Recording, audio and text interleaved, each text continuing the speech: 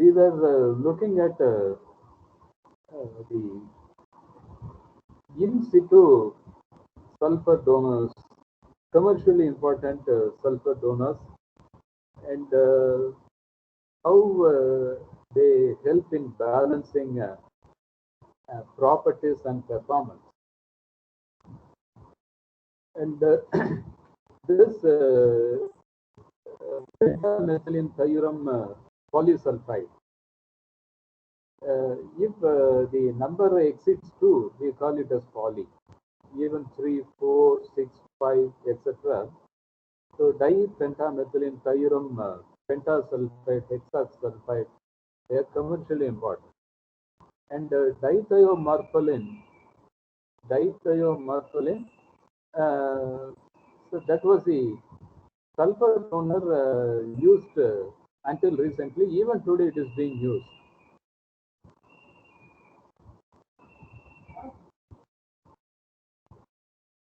Until today it is being used. So friends, very important part of this thing, the sulfur nitrogen accelerator is the residues, particularly the residues we get from the thiurums. The thiurums as a zinc salt, they add to uh, the age resistance, in particular oxidative degradation,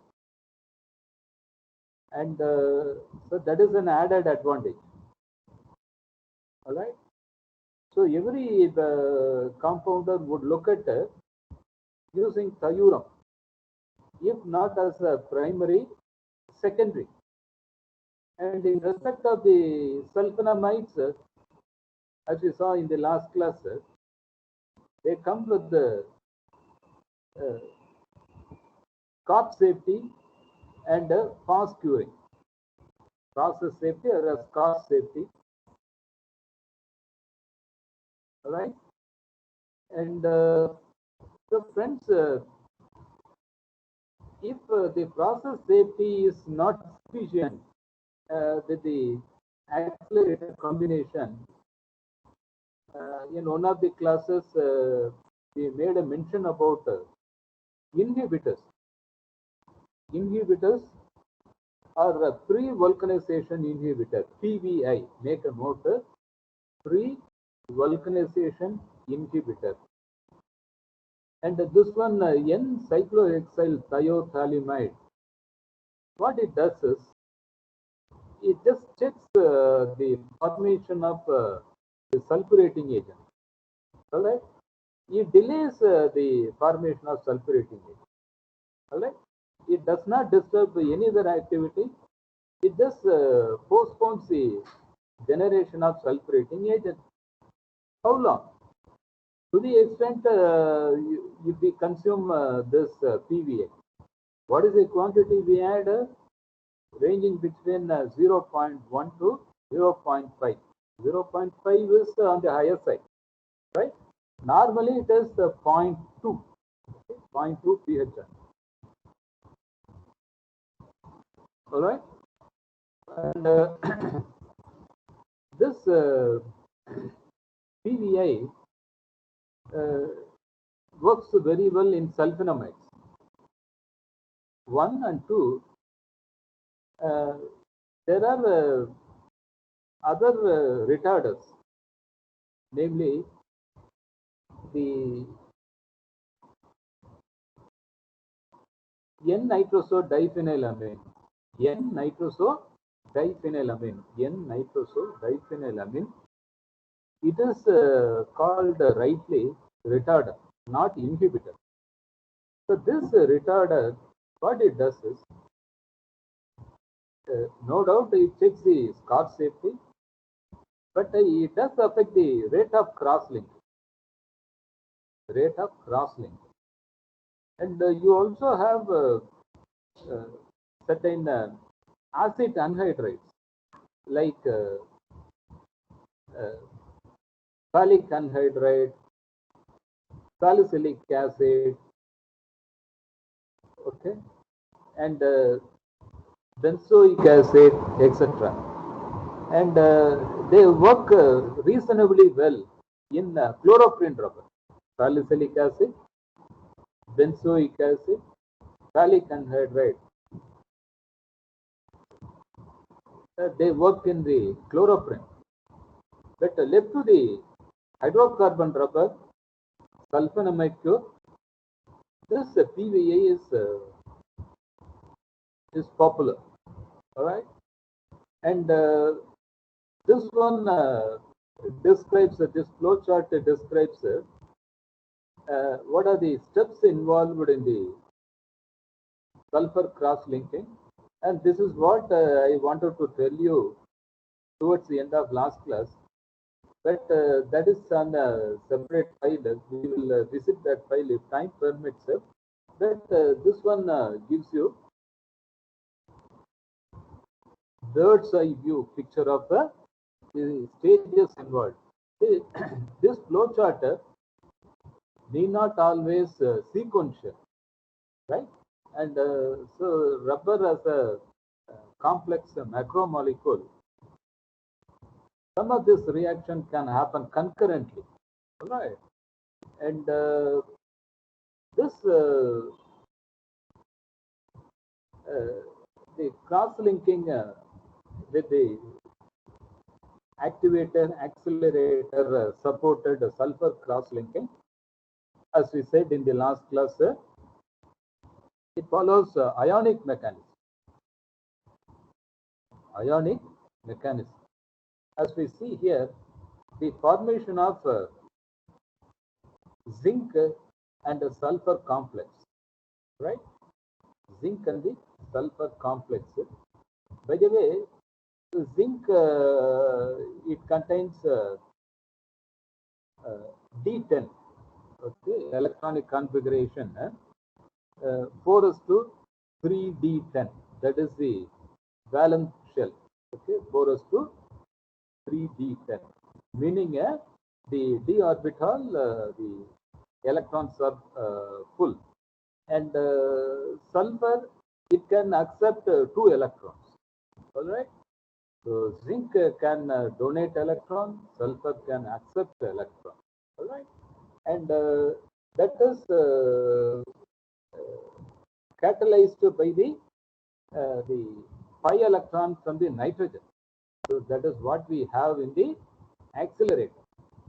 So the pi electron, lone pair electron in nitrogen, and the zinc you have D10. So the electron already present, and the sulfur valence shell is empty.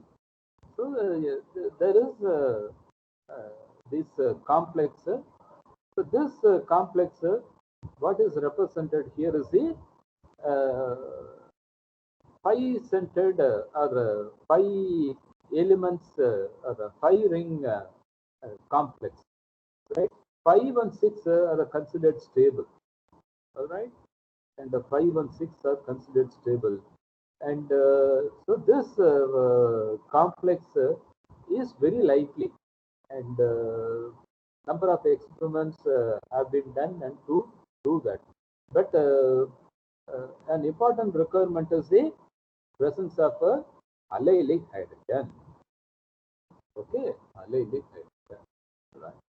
So this is the sulfur accelerator zinc complex. Okay. So the sulfur donor part we have discussed, and this thiurum disulfide, monosulfide is not a sulfur donor, disulfide is a sulfur donor, and it is a weak sulfur donor, right? It simply cannot compete with the pentamethylene thiurum hexa or DTDA, right? So the primary role of TMPD is the boost, right? How does it boost? It can liberate nascent sulfur, nascent meaning in situ active sulfur. Okay, so that way it acts as a booster, all right? And the byproduct that we get namely tetramethyl thiourum part. The byproduct as a zinc complex is said in the beginning. It promotes age resistance. Okay, and friends, in rubber chemistry, you must have studied. This is a generalized description of sulfur cross links.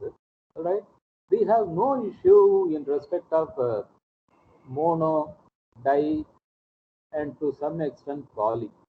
But we have problem with this cyclic group. Okay, so you have this cyclic group. What does it say? No cross link is formed. Sulfur is consumed within the chain. It is this cyclic sulfide group. It is what shall I say? It imparts poor thermal resistance. Poor thermal resistance. We are okay with the. We are perfectly in tune with the mono di. Poly also to some extent room temperature properties. So that combination is necessary. But the problem comes with the cyclic. Okay. And when does the cyclic group they populate? If you use more sulfur, less accelerator. More sulfur, less accelerator. And this illustration tells you what happens to the nature of sulfur, the number of sulfur atoms. So with the at pure temperature of 140, with the time in hours, what happens to the total sulfur? There is a gradual decrease and the polysulfidic considerable loss and the monosulfidic marginal rise and disulfidic also. So this is a picture of a conventional, right? So conventional is what uh, that is the higher sulfur, no accelerator, right? And it goes very well with the rubber like NR, isoprene, even to some extent SBR. In SBR, we are very careful in using a little higher accelerator and reduces sulfur because SBR, you must have studied, the cure activity is not as high as NR. All right, so keep that in mind. All right, so contrast the conventional with the efficient. So efficient, look at the disulfidic, there is a gradual decrease. Whereas conventional, there is a gradual rise. So this is one difference. And so is the monosulfidic. Monosulfidic, it increases and there is a slight decline after some time. All right. But the increase is considerable in the beginning. Okay? So this observation is very important, conventional and the efficient. So friends, listen very carefully. In NR, we come across soluble EV system. Make a note. Soluble EV system.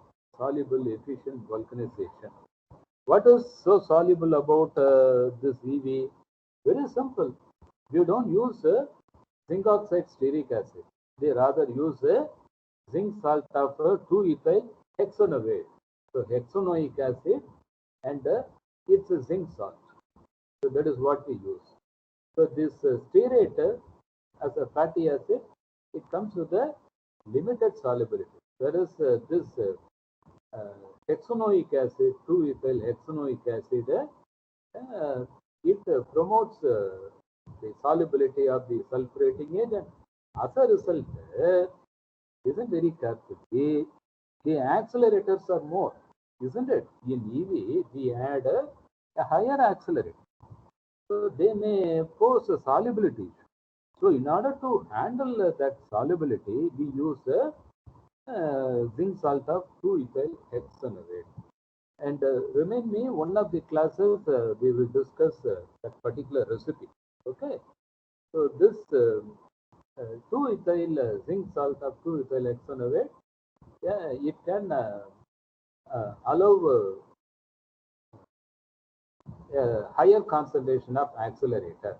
All right. So where do we use this EV system? EV NR. NR is known for, make a note, very important. NR is known for the best operation resistance, structural fatigue, rebound resilience at room temperature. But the same thing I want to return at a little higher temperature. So you are left with an option of going for EV. But EV, you have a problem. Accelerator are not that much soluble. So you use uh, the you change the zinc stearate uh, and make it a 2-ethyl hexanoate. Okay, so that is about the uh, soluble EV, right? We also come across a modified semi-EV. Make a note. Semi-EV we understand. Semi-EV is what? It is almost at the midpoint of conventional and efficient. What is this modified semi-EV? Pretty simple. So the in case of soluble EV, we said no stearic acid. In semi-EV, it is only stearic acid. How much quantity? 6 pHr. Will be surprised. This 6 pHr stearic acid in rubber formulation NR. What does it do? It helps in, listen very carefully, in controlling reversion resistance. Right? So that is one route. But this stearic acid, we know, it acts with the lubricity. It acts as a internal lubricant. So as a result, the chains are so easily they can slide past each other, and they may suffer from poor shear strength.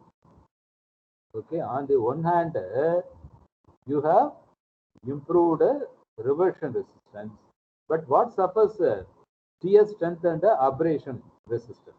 Okay, so modified semi EV is also known. So this is about the sulfur accelerator. And organic peroxide, we just touched upon last class. What are the rubbers? We have EPM, EVM, that is ethylene, vinyl acetate, CM, chlorosulfonated polyethylene, Q, that is the ASM nomenclature for the silicone, and certain grades of FKM. All right. So that is about the saturated backbone. In the unsaturated, EPDM, NBR, EPDM definitely yes. NBR, we rather use a combination of sulfur and peroxide. Combination of sulfur and peroxide, NBR. SBR may be of academic interest. NR, there are not too many. Okay, so the in case of the unsaturated, strictly speaking, EPDM is not unsaturated because the unsaturation in the third monomer, that is in the side chain. All right. So EPDM, NBR, SBR. So the order is fine. Only thing NBR must precede SBR. All right. So what is special about this? As I told you, it generates a free radical, right? And there is a the homolytic cleavage. So the benzoyl peroxide undergoes homolytic cleavage, and that specifically targets active group in the rubber chain. And if it is an allylic hydrogen, the expulsion of the hydrogen is lot easier. No allylic hydrogen, we'll have to do it with some other active functionality of the peroxide. Okay, so the organic peroxide Uh, these are some of the last one, methyl radical, not, so you have dicamyl peroxide, tertiary butyl oxy radical, phenyl. So these are some of the radicals that are generated during the course of crossing. Okay, so we cannot use the term vulcanization to generalize peroxide curing because no sulfur is involved. No sulfur is involved. By the way, friends, listen very carefully. In case of FKM, listen very carefully. FKM, you must have studied in the rubber chemistry because FKM simply cannot tolerate adulteration with sulfur. Right? Adulteration with sulfur. What does it mean? The sulfur, if it is present in FKM formation, it is harmful to the network. All right. Same way, uh, NR and butyl or SBR and butyl cannot go together. Hmm? Butyl mixing has to be done carefully and separately. Butyl mixing separately because butyl is a slow cure, and any uh, curatives we add to the butyl, rather the active dye in rubber, it consumes, not dye in, unsaturated rubber, it consumes. So butyl remain uncross-linked. And in the industry, uh, that uses uh, both the unsaturated and the butyl rubber is handled separate. So FKM and the sulfur is considered a poison for FK. Okay. All right. So you just keep it at the, but peroxide and organic peroxide and sulfur cross-linking, that combination is well known. And in case of NVR, there are certain formulations. We will see. All right. Fine. So, friends, what are the features of organic peroxide? First of all, the homolytic cleavage has to happen, and it would happen only at a particular temperature. One, and two, peroxides they come with the half-life, because the half-life is the time required for 50% of the concentration to lose half-life. The peroxide decomposition temperature and the half-life. Right? And third variable is the activity, because this peroxy radical, not all peroxy radical will translate in the form of a cross-link. Some of them promote a cleavage, chain cleavage. So the good example is butyl. Butyl and peroxide, that combination is forbidden. All right, butyl and peroxide. Why? Instead of causing cross links, they cause cleavage. So that's no good. All right. So friends, what are the peroxides? These are the peroxides. So look at the table. This table. Uh, you see the table? Hello, Jeraman. Jeraman, you see the table? Yes, sir. Yes, sir. All right. Fine. So you have benzoyl peroxide and 2,4-dichlorobenzoyl peroxide. So the fluorine substituent, it adds to the activity. All right. This qualifies as the general purpose. Whereas dibenzoyl peroxide or dichromyl peroxide, they are the vinyl specific, because only if there is unsaturation these peroxides are active. Whereas dichlorobenzoyl peroxide, it is active both containing unsaturation as well as uh, no unsaturation. Okay. You also have aliphatic.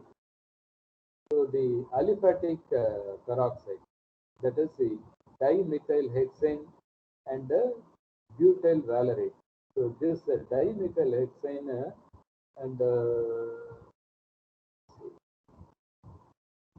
I believe they are liquids, whereas dichromate peroxide and this dichlorobenzyl peroxide, they are solid, crystalline and powder.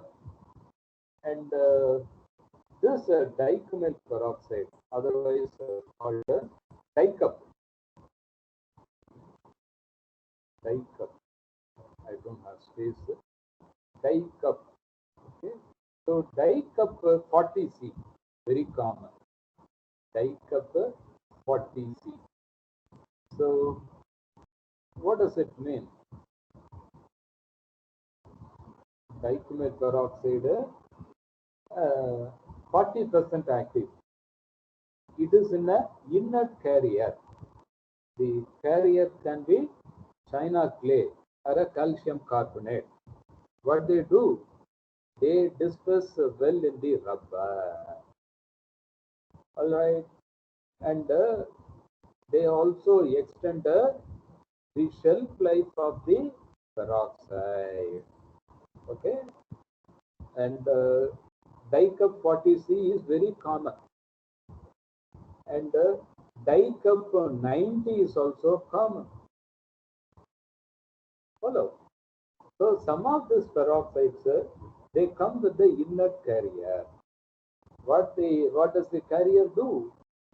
It uh, allows the peroxide to mix with the rubber easily. All right, and dispersion is also enhanced. Secondly, they extend the shelf life of the peroxide. You follow? So both are necessary, dispersion and the shelf life. All right. This schematic describes the peroxide cross-linking of EPD. I tell you, uh, the peroxides, they are clean system. One can make bloom-free and a glossy finish rubber product. Glossy finish rubber product, bloom-free. And if you are looking at colored transparent rubber product, sulfur cure is not the solution. So peroxide, you have to use the peroxide. Right? Another aspect is, listen very carefully. Unlike sulfur cross-linking,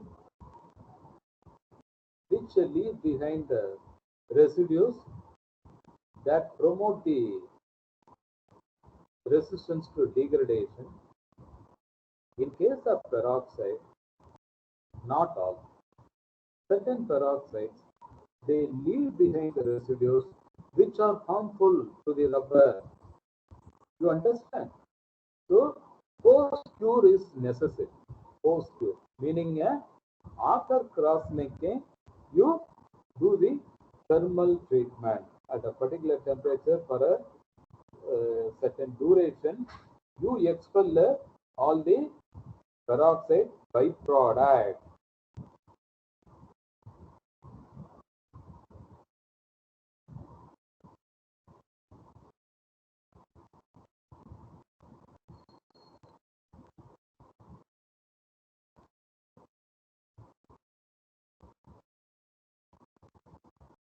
Peroxide byproduct. Friends, there are number of success stories as well as a practical situation. Uh, where this post-cure was not given a due consideration. Why? Because it is a non-productive post-cure, because you have made the product, but that has not left your premises. You are still holding it. Why? It is subjected to additional thermal history. So it is non-productive. And some industry they face this problem. And there may be service return. So the customer at some point will raise a complaint because the properties are not consistent. So in order to save that, if a particular peroxide has to be post-curable, you better do that, even though it is non-product. You understand? So post-cure is necessary, not only in peroxide cure, in certain amine cure also, as in the case of polyacrylate amine cure. Post-cure, what does it do? It specifically improves the resistance to compression set. All right. What does it do? Resistance to compression set. Post-cure ரொம்ப முக்கியம். Right. And organic peroxides, they come with the co-agents, right? And so we'll have to clearly differentiate from the accelerator and the co-agents. Accelerators, what they do? The sulfurating agent, active complex, and allyl hydrogen, and collusion, right? So these are the steps involved. Whereas in the peroxide, the homolytic cleavage of the organic peroxide, generation of the free radical site, and these two combine. So coagents, so what they do? They enable combining of this free radical, because this free radical, it can undergo auto catalyst cleavage, so that has to be prevented, and these coagents, they do that. There are any number of coagents commercially important, right? That is metaphenyline bismaleimide, the last one, metaphenyline bismaleimide. Metaphenyline bismaleimide. This goes well with the fluorocarbon, FKM, right? And this ethylene glycol dimethacrylate, a totally different functionality, because dimethacrylate, it forms a Bisenterica fully, an alternating matrix. So there is another polymer is generated. The ethylene glycol dimethacrylate, it forms another polymer in addition to uh, help in the cross linking. So it additional it forms another chain. This isocyanurate, triallyl isocyanurate, or a triallyl cyanurate, both are in use. TAIC, very common. TAIC is very common. Right. So this isocyanurates and dimethacrylate, bismaleimide, okay, these are all commercially important coagents. Right. Fine. So friends, so this the last one describes what happens to the peroxide in butyl. So the butyl, it causes a cleavage. Okay, straightforward. So that is about this particular file. So let us look at and changing to another this thing. I'm changing the file.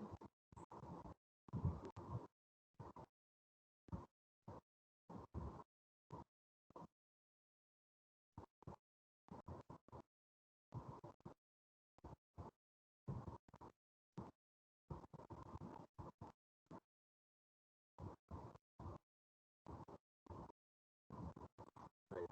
So look at the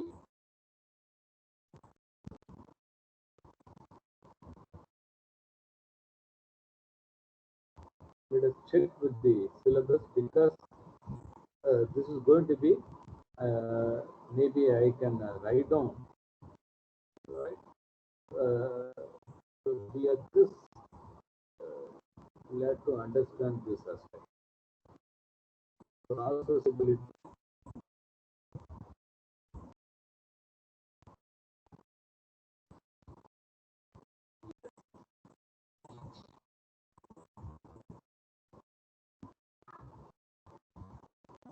Copy.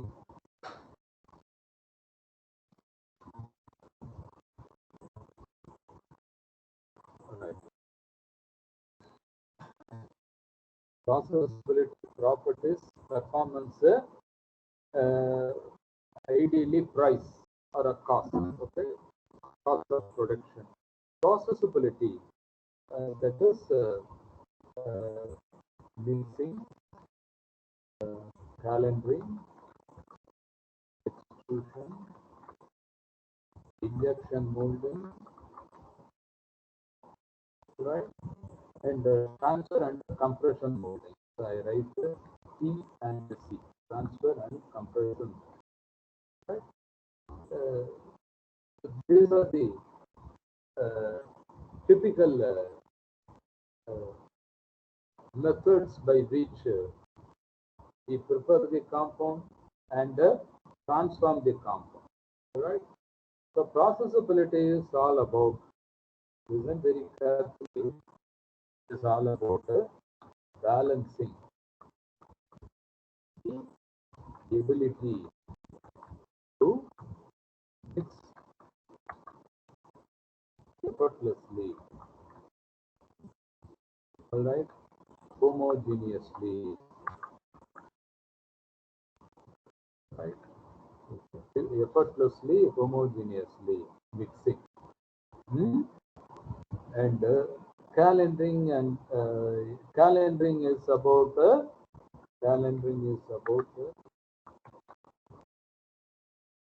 about the ability to support film formation. Film formation. The extrusion is the passing through the orifice, passing through the orifice, and assuming the uh, geometry of the orifice.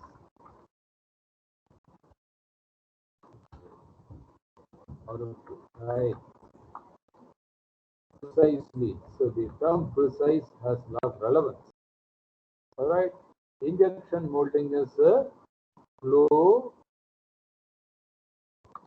Injection molding is all about flow free from starch,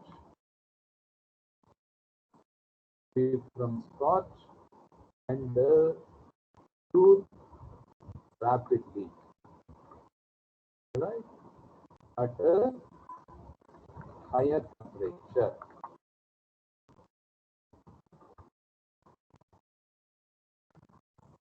Injection, all right. Transfer and compression molding, that is to, in case, to make thicker objects,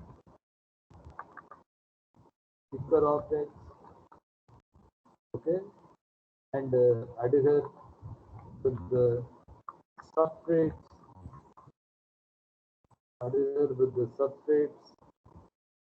and free from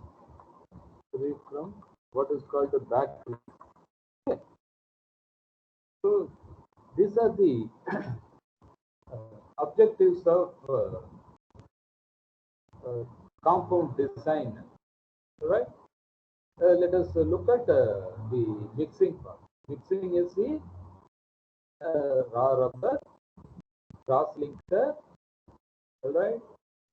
A reinforcer, process enabler, age resistor, right? And they are in a different physical form. 1 and 2, they have a different response to the mechanical operation. So the mechanical operation here is the shear. So I write here, mixing is all about balancing shear. Okay. What is shear? It is the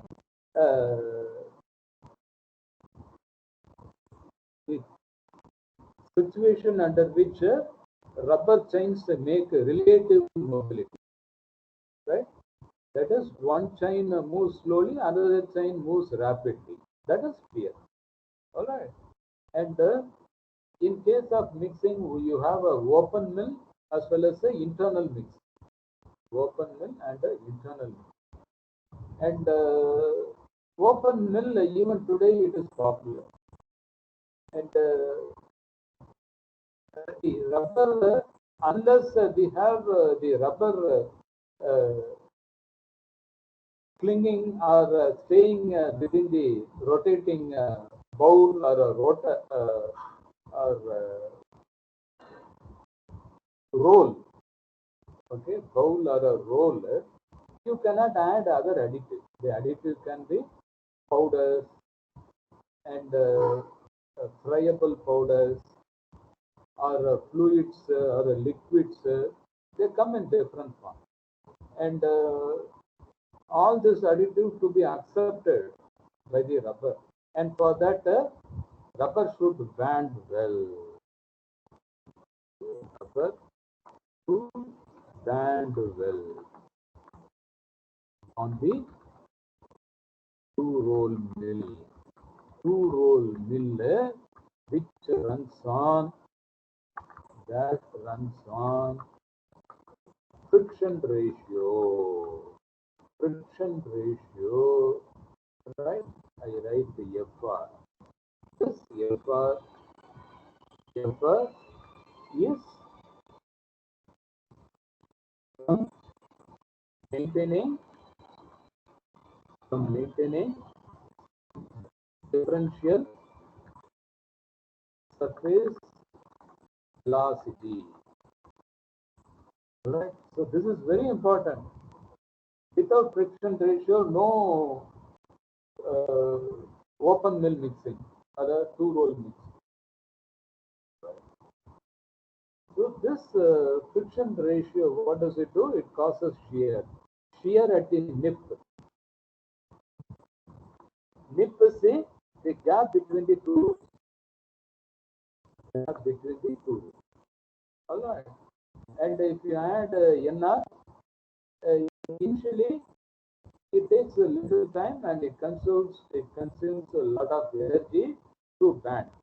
After some time, whether you like it or not, the bandability is so good, and it goes to the extent you simply cannot separate the rubber from the mill. To that extent, the bandability is good. Similarly, you take SBR, all right? And in case of NR, I want to have the bandability. So what do you do? Peptizer.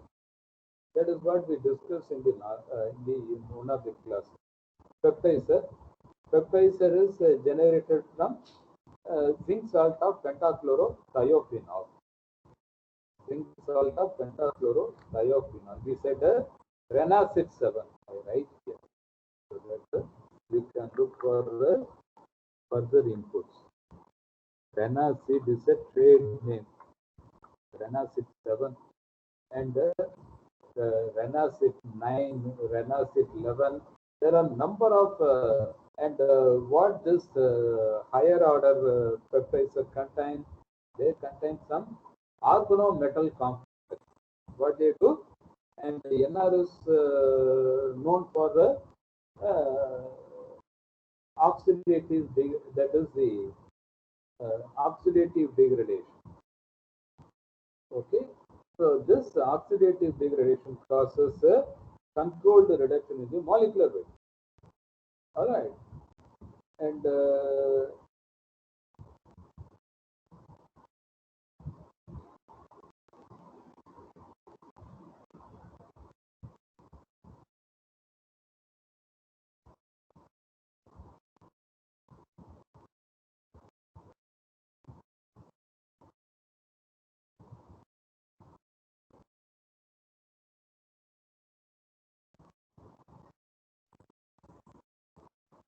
so we call that as a peptizer, and one can do the mixing. Listen very carefully.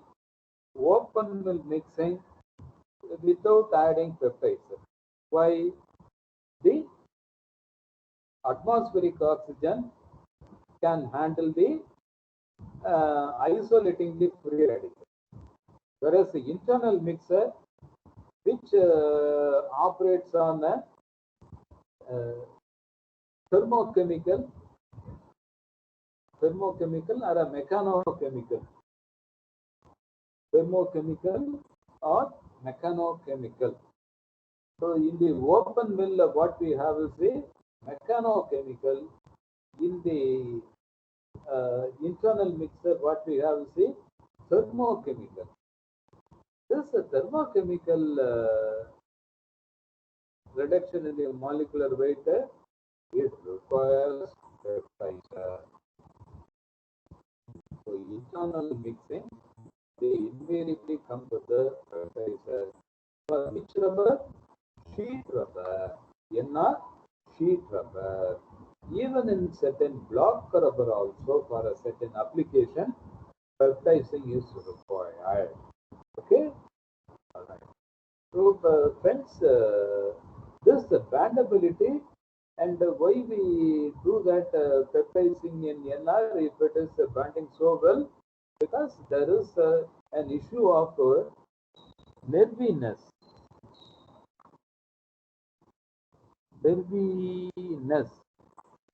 What is this nerviness? As the term implies, this is the presence of extensive entanglement.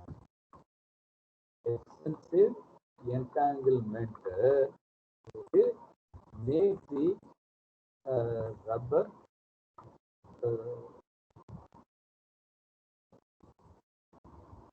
elastic. Okay. So this elasticity does not allow the band to form easily. Okay. So this nerviness must be broken. And to break that, we add the peptides. Right. So that is about the NR processing. And what we do, we add the, we go by the order of addition. If it is open mill, order of addition. If it is internal mixer, you prepare a master batch and add the curatives in the open mill separately. Right? We will discuss all that at the right time. Okay. So open mill mixing, we follow a sequential, one additive after another, right? Because open mill is entirely operator driven, whereas the internal mixer it is a machine driven.